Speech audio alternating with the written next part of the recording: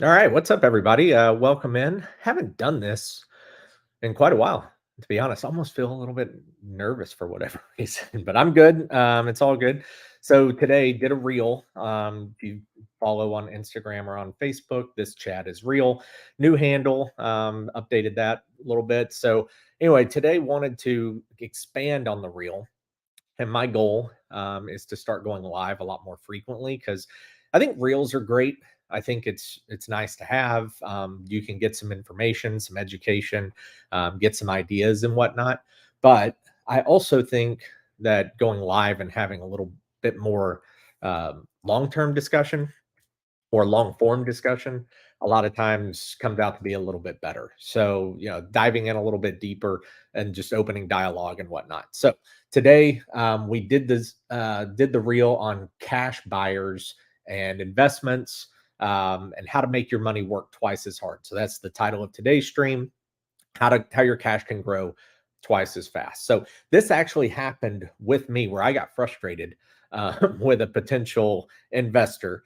And the investor, this was about a month ago or so. The investor wants to buy one of our houses in a Florida market, and so the home is listed right now. It's right near Disney World, so it's good location, good Airbnb option, VRBO, rental income, etc. It's this resort property and so forth. It's listed currently at $1.075 million dollars. And so the investor came in and said, "Hey, I only have $1 million and this is what we're wanting to do, $1 million, and would they consider that?" and so forth. And so we sent them the expenses, the upkeep, potential return, property taxes, homeowners insurance, all those things. We sent it to them. And I said, "Look, you're probably going to end up with about a 4% return ish, somewhere in there. That's kind of ballparking from historics and whatnot. Don't want to overpromise, etc." So it's about 4% or so. So I was trying to explain that, hey, on 4%, we're in a situation where you're on $1 million, going to get $40,000 back at the end of the year. So their quick answer to that was, "I can get more money from a bank." That's very true. Today, you can get more money from a bank. You can get five and a half. Some banks are offering some crazy numbers because the feds have raised their rates. So while inflation may be high and your HELOC payment may be higher, you're also getting a little bit more. Remember those days of only getting paid a quarter percent on a CD or 0.1% on a checking or savings account? Well, now banks are doing a little bit more. The 5%, five and a half, I think I've seen five and a quarter, somewhere in there. So I really wanted to actually break the numbers down because I said that may be true. Maybe at a bank, you can get an extra 1 to 2% return on your money compared to paying cash for a home. However, you're not valuing the asset and the appreciation that that asset will have over time. So I want to share my screen here for a quick moment. Get this pulled up here. I've already, see if I can do this. Ah, Here we go. Sorry, a little rusty on StreamYard. We'll get there. It'll be smoother in the future. All right, so let's take a look at some of these things. This was put together kind of quickly, but it at least gives us an idea to break this down and what they're looking at.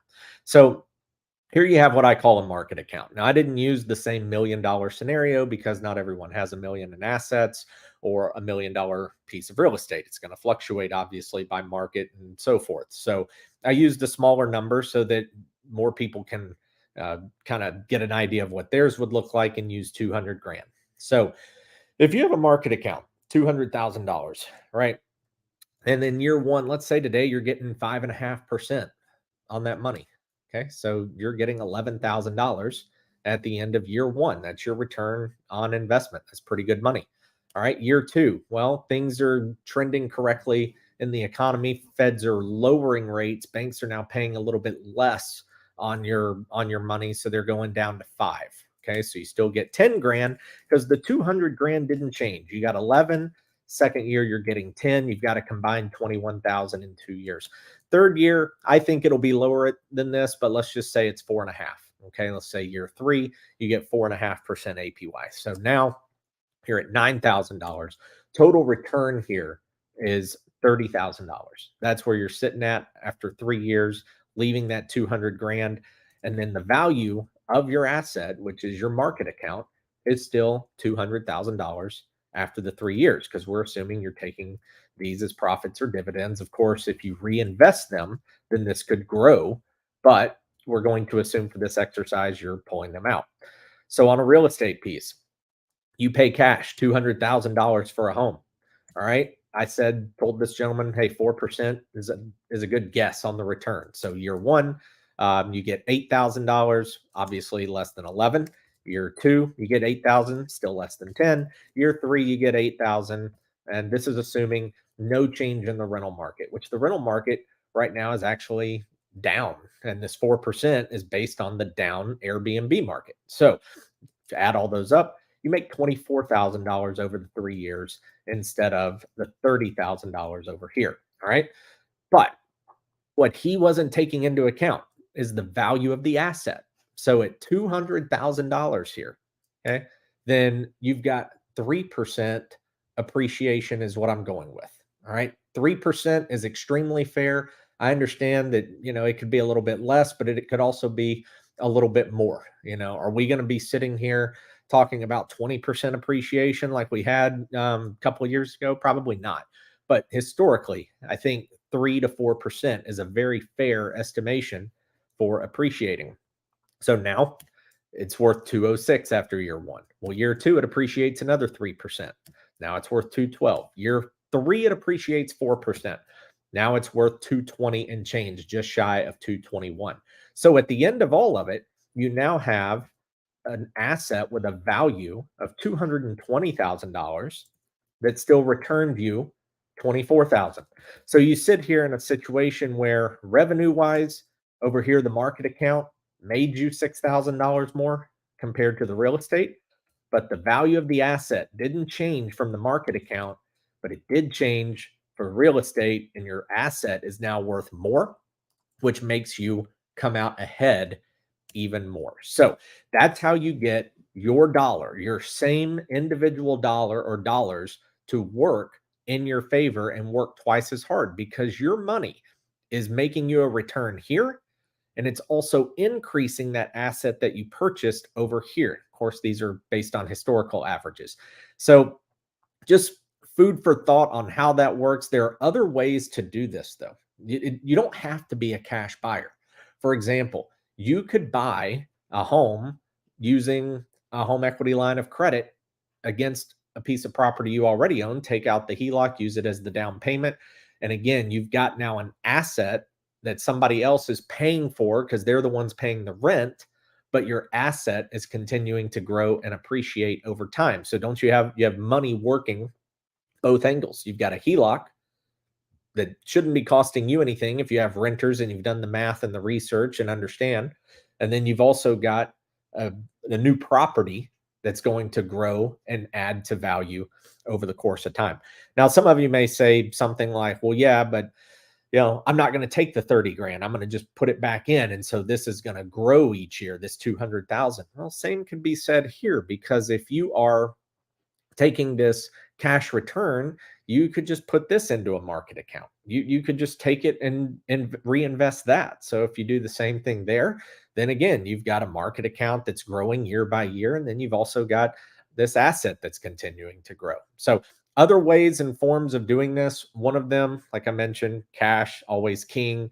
And that's why I think people really enjoy investing in real estate with their cash. The other is when you get in a spot where you can draw a home equity line of credit against your home, go get financing from a bank, from us, to help buy an investment property. And then you turn around, you rent that out. Somebody's paying the mortgage for you. You use the HELOC, they're covering that payment. Now you have an asset that is appreciating and growing over time. So again, somebody else is paying for you to have an asset that grows. Cash value life insurance is another one. If you have life insurance that has a cash value amount to it, you can take a loan against the life insurance. And guess what? That life insurance continues to grow. So you can take money from it, but the policy will continue to grow. You can do it with a securities account. So if you go and invest money in a bank, you can actually borrow against that investment account. So if you put the 200 grand into a bank and you wanted to finance instead of pay cash, you could still leave this 200,000. You could get a loan up to usually 75% of the value of this account. And then you can use that money for down payment or buy something with cash and so forth. So anyway, I hope this helps. I hope this was something that was interesting to you. It's how people literally take $1 and make it work twice as hard. And you think it's complicated or that people know these secrets. It's actually a very simple concept that doesn't get thrown out there enough in our world. So hope that helps. Thanks for joining, stopping by. Please on YouTube, click like and subscribe. I'm going to try and add some more followers and content and engagement and collaboration. So I hope you'll join there. But please, like, subscribe, join us over on YouTube at This Chat Is Real. Thanks for those of you who already follow on Twitter, Facebook, and Instagram. Y'all have a great Monday.